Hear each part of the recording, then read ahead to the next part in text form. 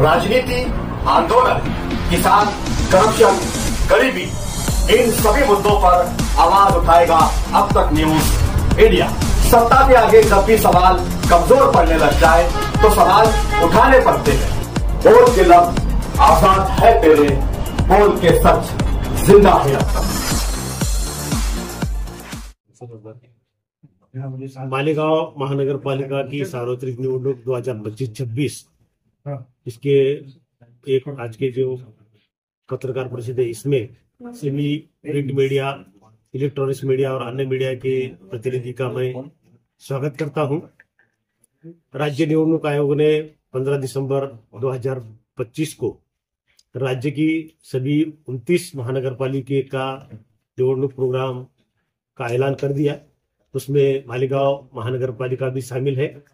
मालेगांव महानगर पालिका में कुल मतदाता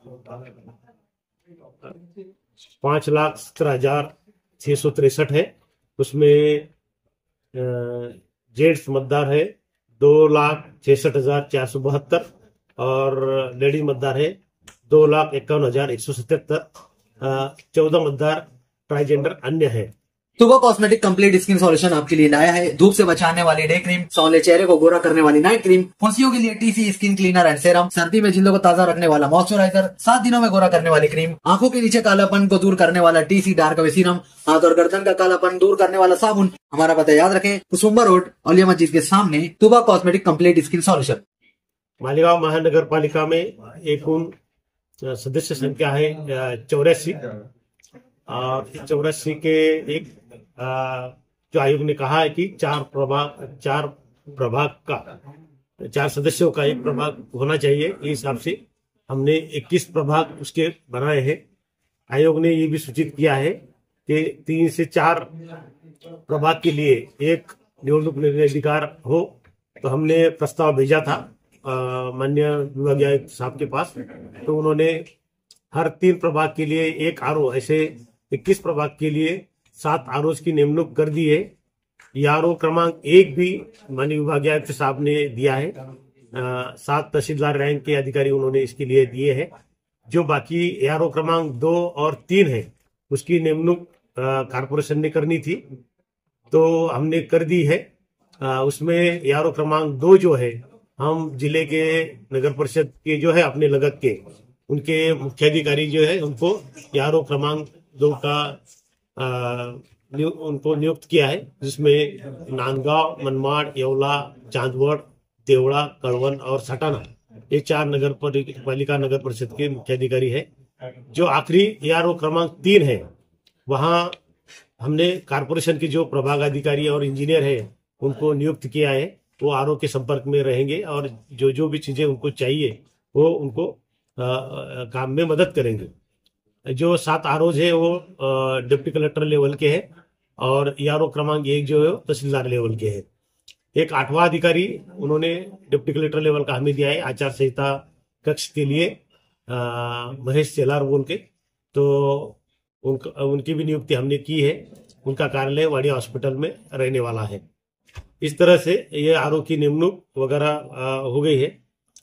उसके बाद जो अलग अलग कमिटीज और स्क्वाड्स बनाने थे राज्य निवडणूक आयोग के निर्देश अनुसार, वो हमने पेड न्यूज बाबत एक कमेटी बनाई है। बाद में जो उम्मीदवार कैंडिडेट्स का जो खर्चा रहेगा उसके लिए भी हमने अकाउंट्स के लोग की कमेटी बनाई है। आचार संहिता कक्ष भी बनाया है।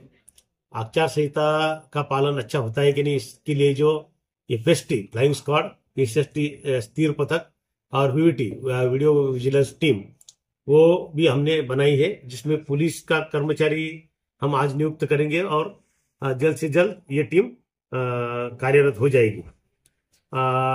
हमने एक खिड़की योजना भी वहां करी है, जिसमें हर एक उम्मीदवार को जो भी अनुसूचित चाहिए वो अनुसूचित वहां से मिल जाएंगे। वो एक खिड़की में अलग अलग विभाग के जैसा महसूल, इलेक्ट्रिसिटी, कारपोरेशन जो भी है उनके प्रतिनिधि रहेंगे और वो एक जगह से ही उनको यूनिवर्सिटी दे देंगे।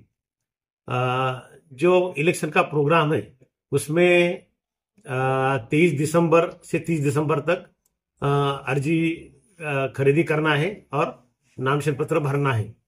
सिर्फ 30 तारीख को अर्जी जो है खरीदी करना वो 11 से 2 बजे तक रहेगा। आखिरी 1 घंटा में नामांकन पत्र विकट नहीं मिलेंगे और बाकी जो पीरियड है उसमें नामांकन पत्र दाखिल किया जा सकता है। 31 दिसंबर को जो एप्लीकेशन आए उसकी स्क्रूटनी होंगी। 2 तारीख तक अर्जी वापस लिए जाएंगे और 3 तारीख को सिंबल अलॉटमेंट होगा।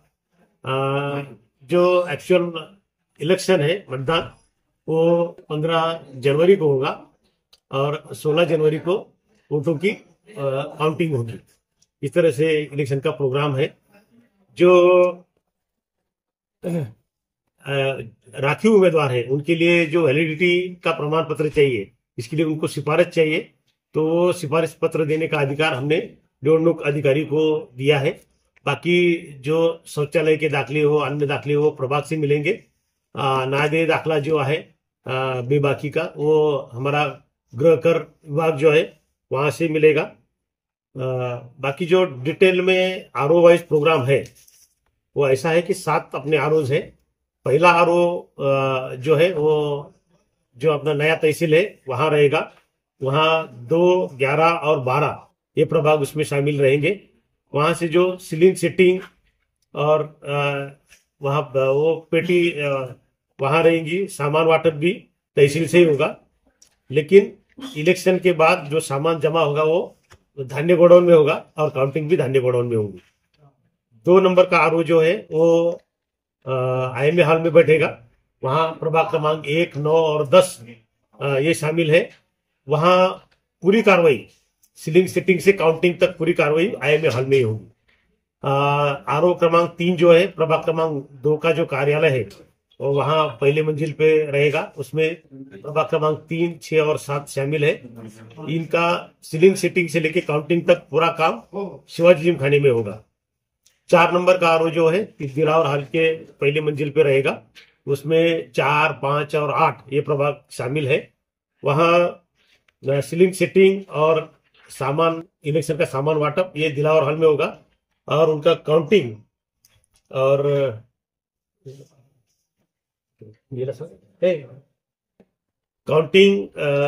उनका वखार महामंडल में वहां होगा। 5 नंबर का आरओ जो है वो महापालिका की जो पुरानी इमारत है अपनी वहां बैठेगा। उसमें 13, 15 और 17 ये प्रभाग शामिल है। वहां से सामान का डिस्पैच, सीलिंग सेटिंग वो वही इमारत में होगा और काउंटिंग वहां सामान जमा और काउंटिंग ये गवर्नमेंट गोडाउन में की जाएगी। अपना 6वां जो आरओ है वो वाडिया दवाखाने में बैठेगा। वहां 14, 16 और 19 ये प्रभाग उनके पास है। वहां सीलिंग सेटिंग और सामान का वाटप वाडिया दवाखाने से होगा और काउंटिंग जो है वो शिवाजी जिमखाना में होगी। आखिरी 7 नंबर प्रभाग का आरओ जो है वो उर्दू घर में बैठेगा। वहां 18, 20 और 21 ये 3 प्रभाग शामिल है। वहां भी सीलिंग सेटिंग और सामान का वाटप उर्दू घर से होगा, लेकिन उसका काउंटिंग वो कृष्णावास में होगा। ऐसे 7 लोगों का हमने जगह निश्चित की है। आचार संहिता कक्ष जो है वो वाडिया हॉस्पिटल में होगा। जो मतदान केंद्र है वो 850 मतदान के लिए एक मतदान केंद्र निश्चित किया गया है। अपने पास कुल 5,17,663 वोटर है। वो 850 से डिवाइड किए तो लगभग 609 मतदान केंद्र अपने पास आते हैं। तो प्रभाग ने ये मतदान केंद्र वो मतदार संख्या के अनुसार रहेंगे। उसकी यादी आज हम प्रसिद्ध करने वाले हैं। यादी प्रसिद्ध होने के बाद एक यादी हम पुलिस को देंगे और वहां पुलिस और आरओ संवेदनशील जो मतदान केंद्र है उसकी निश्चिति करेंगे और वो हिसाब से कार्रवाई कारपोरेशन उसके ऊपर करेगी। एक बड़ा बदलाव ये इलेक्शन में ये है कि जो अनधिकृत बांधकाम में कोई कैंडिडेट अनधिकृत बांधकाम करता है और इलेक्शन में खड़ा रह के जीत जाता है, उसकी कभी कंप्लेंट होती है और सिद्ध होता है तो उसका डिस्क्वालिफिकेशन हो जाएगा। ऐसा शपथ पत्र हम उसके पास से भर के लेने वाले थे। पहले ऐसी तरतूब नहीं थी। पहले थी कि भाई वो चुन के आने के बाद, इलेक्टेड होने के बाद कभी अनधिकृत बांधकाम करता है वो या उसके रिश्तेदार, या कोई वो सपोर्ट करता है अनधिकृत बांधकाम, तो उसकी कैंडिडेचर खत्म हो जाता था। लेकिन ये कभी पहले से ही अनधिकृत बांधकाम में रहता है, उसने किया है और बाद में चुन के आने के बाद वो सिद्ध होता है, तो उसकी सदस्यत्व कैंसिल हो जाएंगी चौकसी के बाद। सर दोबार ये मतदान बदलाव है। कितना है उसमें, और उसके दोबार बारे में? मतदार 11,674 है। उसकी फिजिकल वेरिफिकेशन चालू है, 90% काम हुआ है। अभी तक लगभग 1000 दोबारा वोटर हमें मिले हैं। आज शाम तक या कल तक उसकी छानबीन पूरी हो जाएगी। दोबारा वोटर में हम जो दोबारा वोटर है उसका डबल स्टार वो मतदार यादी में करेंगे और उससे एक प्रतिज्ञा पत्र लिख के लेंगे कि हम जो भी मेरे 2, 4, 3 जगह पे जहां नाम है, लेकिन मैं यही जगह पे मतदान करूंगा, ये वोटिंग मतदान केंद्र पे, ऐसा हम लिखित में उसके पास से लिख के लेने वाले हैं। टोटल पोलिंग ईवीएम मशीन कितनी है?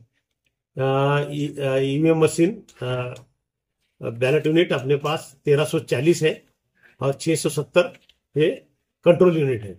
ये सब से हमने मांग की है।